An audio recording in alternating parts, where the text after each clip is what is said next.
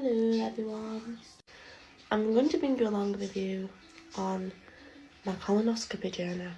So I've just filmed a very informative video explaining what the colonoscopy is, what to expect, like the pre-preparation, and talk you through about the bowel prep and the side effects of that. So make sure you check that out before you click on this video, and then I'll explain it a bit more for you guys. So my colonoscopy is at the hospital and it's at 10:40 AM. Just got in 9:28 AM.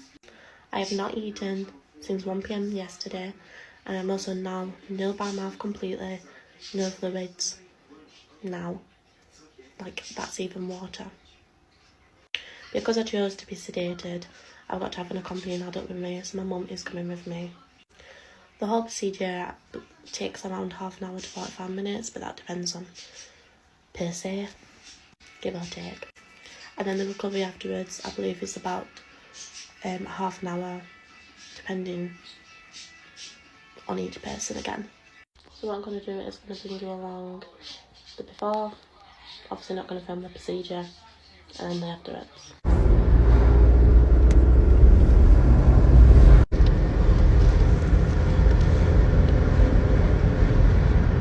Don't we need to be at colour? I need to be at basically try.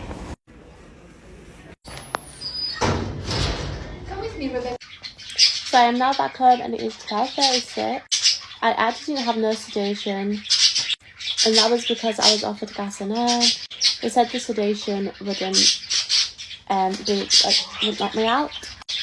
So I was just given gas and air, and then whenever I felt like the discomfort, just sucked on it. So the procedure did last 45 minutes, and I had two absolutely lovely nurses, as well as the consultant who was doing the procedure. Before I went in for the procedure, I was taken to have some observations and talk through the consent form. So they took my observations and my blood pressure was quite high, but that is expected when you're going to be having a procedure. Your anxiety is going to be quite high. My heart rate was okay.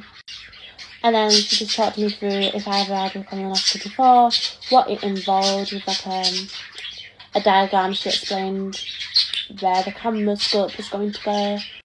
Also, if I was allergic to any medication. If you are allergic to medication, you have to explain what the medication is that you're allergic to, and the side effects that you can experience. For me, I am allergic to straight penicillin, so I explained the side effects that I can get. She taps that down on the computer to let the consultant know. And I was given 2 red wristbands to say that I had an allergy. And then she talked me through the consent form.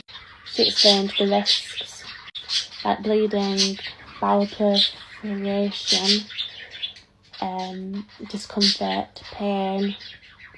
On the consent form, I just read the information, signed, date, printed my name, and then straight away I was took round to a little changing room. By this point, your company partner person will be waiting in the waiting room. You're going on your own, and then you go into a little changing room. You are given these lovely green paper shorts with a hole in the back, obviously, so they can put the scope up. Forgot to mention, sorry, autistic brain. Forgot to mention that it's a more dangerous procedure if you are actually got a pacemaker, a defibrillator, or if you're on blood thinning medication. So the risks are going to be a bit more higher than the average normal person. Don't like to say normal. So once you get the lovely green shorts on, you then put 2 gowns on. One is what just covers your front, and then one what just it's a bit like a jacket, and you take that off as soon as you go into the room. They give you a bag to put your belongings in. I only had my clothes. And then you go into the room and you're greeted by 2 nurses and a consultant. They sit you on the bed and then they talk you through again what is going to happen, if you've opted for sedation or gas and air, Then they get you to lie down on the left hand side.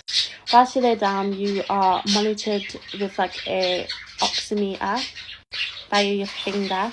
So I use this one.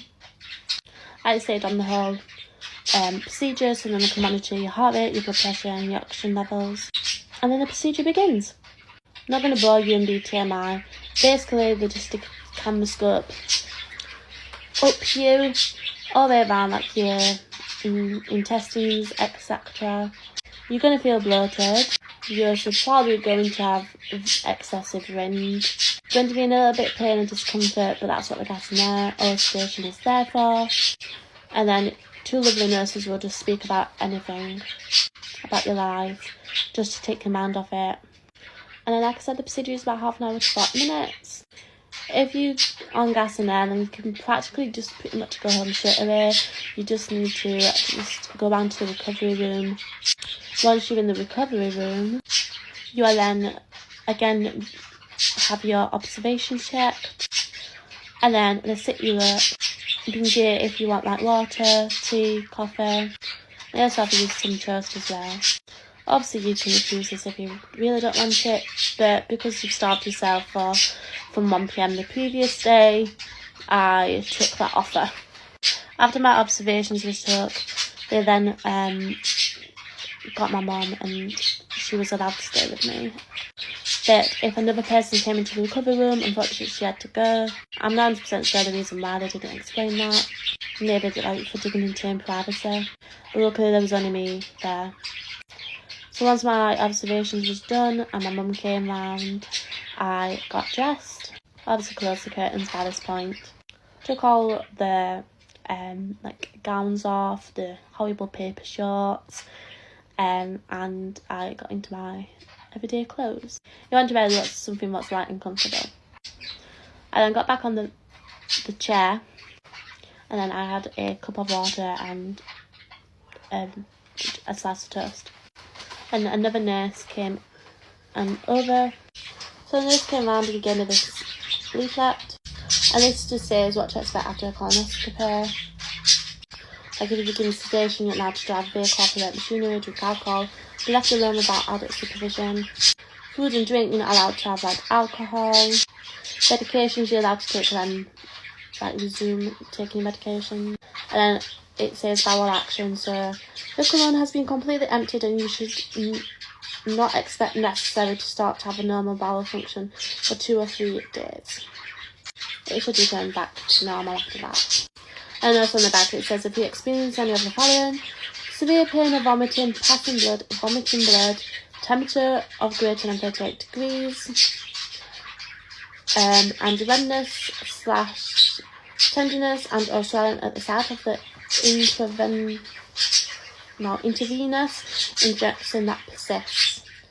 The bottom one, you go to the GP. The severe pain and vomiting, passing blood, vomiting blood, and the temperature, you go to A&E, give them this, and say that you've had a colonoscopy. And then you just get discharged and you go home. And you can eat and drink whatever you like except alcohol. As well, to also show you this is my consent form. On it just says that I'm having a colonoscopy.